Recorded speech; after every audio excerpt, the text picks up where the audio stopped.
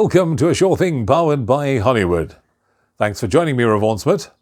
As we look ahead to midweek racing in the middle week of August, the postponed race meeting from Sunday the 10th to Wednesday the 13th of August here at Hollywoodbets Kenilworth. Good to have you along for the preview of this 9-race program. I thought, very interesting card. 4 horses actually stand out to me on the day, and I do think they could probably be used in multiples on the afternoon, maybe even play. And all to come win or Yankee with the 4 of them, and we can use them as anchors in those legs of the exotics. But by and large, there are a couple of races that we're really going to have to play with cover. In fact, probably one of the smallest races on the card. You could make a case for 7 of the 8 of them in the race, but more about that a little bit later on. 12:10 is the off of race 1. The first race gives us the first good thing, I do believe, of the day, which is a maiden plate where 11 runners will line up at the 1200-meter mark. Here I'm looking no further than number 10, Black Eagle. From an opening call of 0.56 to 1 as eased to 0.63 to 1 on hollywoodbets.net, and I do think that backers of the favourite and Puntish could be off to a very good start with this horse. He looks very hard to oppose. He's got that come-on look about him. He's coming along the right way. He's improved with each and every start. He literally got pipped in the shadow of the post last time out over the course and distance. And unless there is one of the first-timers that's chasing pigeons back home, I can't see this one getting beat. So I'm going 10 Black Eagle to win it, ahead of 4 Prince of Egypt, 3 Sunshine Superman, and number 11 Blue Steel. First leg of the buy pot is race number 2. You need to be on at 12:45. That's the off time of race 2. And here there's precious little to choose in the betting between number 6 Ico, who opened up at 2 to 1, is now 2.27 to 1, and number 10 Pump It Up at 2.5 to 1. 9 Prince Jasper is at 4.55 to 1, and it's 5.6 to 1, and upwards the others. I'm definitely going for the horse that's got the most experience, and that's number 6 Ico. Solid recent form. If you look at what's on paper, Candace Bass-Robinson, Alda de Meyer, they team up. Moved up well last time out before getting outrun in the closing stages in the run to the wire, but I do think with Alda de Meyer back on board, he can extricate that little bit more out of Ico in the run to the wire. So that's the first choice selection. 6 Ico. He had a 5 day in, day out.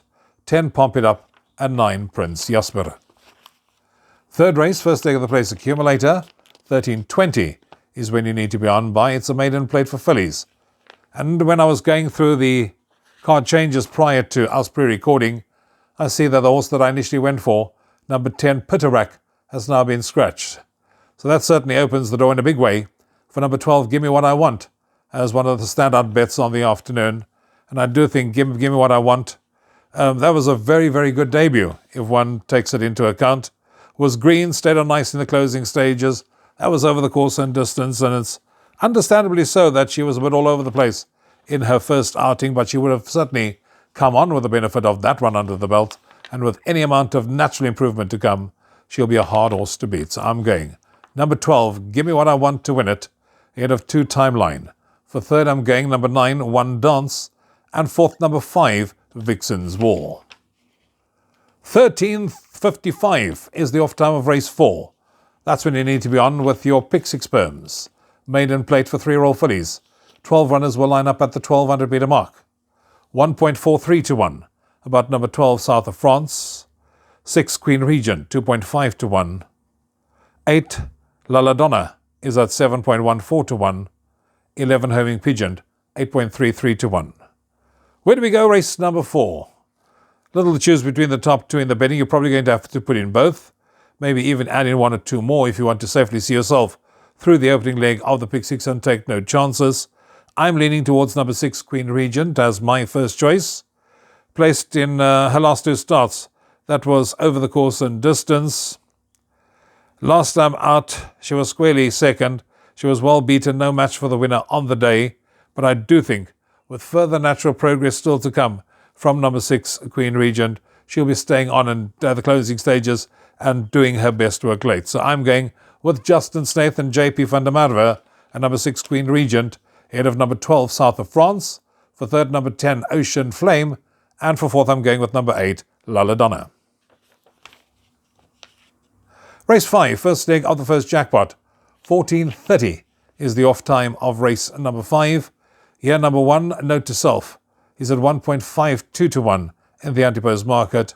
Winner of its debut run and immediately thereafter, in this kind of field, finds itself top of the boards. But in fact, there are some hard-knocking individuals here. 10 Miller Strength is at 2.86 to 1, while you can get 5.56 to 1 about number 5, Summer Night City. 2 Miss New York at 6.25 to 1, 16.67 to 1 about number 4, Turbo 20. And the reason why I mentioned 16.67 to 1, funnily enough, initially I thought maybe that's horse worth looking at because this horse's merit rating has come tumbling down from an 83 down to a 69, which certainly does put Turbo 20 on a more competitive mark. And I do think that Turbo 20 could possibly finish in the money here. But I'm going for number 2, Miss New York. Another horse that's always there or thereabout. Recent form has been fair. I think she will be up with the pace from the get-go, and having a 4-kilo claiming Appy in the form of Mzalisi and Mbuta on board will certainly help its cause, because from our front, we'll kick away at the right time and say, come and catch me if you can. So I'm going 2 Miss New York, ahead of 4 Turbo 20. For third, I'm going with number 10, Miller Strength. And for fourth, I'm going with number 1, Note to Self. Sixth race of the day is a C Stakes. Merit 83 and below. 8 runners to face the start at the 1,000 metre mark. And this is that race I made reference to earlier on. 8 runners carded. And you probably could make a case for 7 of the 8 in this race. So best thing to do would just be field if you are getting involved in the jackpot or pick 6, because it's 3.57, both 2 Poetic Princess and 6 Escarpment. 4 to 1 about number 1, African Memoir, and number 7, In a Timely Manner. 5 to 1, number 3, Casse Estevie. And number 4, Rattlesnake, is at 6.25 to 1. So what do we do here in race number 6? If you were to press me for an outright selection and hold me at ransom to it, I'll probably side with number 2, Poetic Princess, from the stable of Candice Bass-Robinson. Now gets the services of 4-kilo claiming Appy, Design Low on board. If you look at the form, since winning its maiden 3 runs back, the last 4 starts has finished 4th on each and every one of those accounts. And I do think with the 4-kilo claiming Appy on board, this horse will be going up handy, staying on in the closing stages, and could be rewarded for consistency. So I'm going 2 Poetic Princess, ahead of 1 African Memoir, 6 Escarpment, and 7 In a Timely Manner. 7th race of the day is a middle stakes. 8 runners to line up at the 1100 metre mark. I'm looking no further than number 4, the US of A. This horse, the manner that this horse finishes off, certainly catches the eye time and time again. No doubt will be kicking on strongly in the closing stages on Wednesday as well. Paddy Cray now gets the services of Craig Zaki on board. Richard Fourie is, of course, on a well-deserved break, and I do think that Craig Zaki is a very suitable replacement, and I also do think that the US of A is still slightly ahead of the handicapper, flying up in the closing stages, and I do think will bring up the hat-trick. So I'm going for the US of A, ahead of number 8, Nordic Quest, third, number 2, Arctic Wizard, and fourth, number 1, Gimme Lightning. That takes us on to the penultimate race of the day. 16:20 is the off time of race 8 on the card, and race 8 is a Class 4 Fillies and Mares benchmark 80, with 13 runners will line up at the 1400 metre mark. Now, what do we go for here? Do we go for one of the shorter price favourites, or do we find a bit of value? In fact, I found a bit of value in this race. I like the look of number 1, Rahaba. 7 Wishless, incidentally, is the favourite at 2.5 to 1, 3.33. Number 6, Viva La Vida. Number 12, Lady Lookalike at 5.56, and then 6.67 to 1, about the one that I like, number 1, Rahaba. This was raced up handy over the course and distance and finished second last time out, and that was behind subsequent winner Shuai Tak, who's come out and won again since then. With the 4-kilo claiming Appy on board, Design Low, I do think from pole position will have the run of the race. And if this horse gets to the front and stays on gamely in the closing stages, I think may be very hard to peg back in the run to the wire. So I'm going 1 Rahaba to win it, ahead of number 6 Viva La Vida, 12 Lady Lookalike, and 7 Wishlist.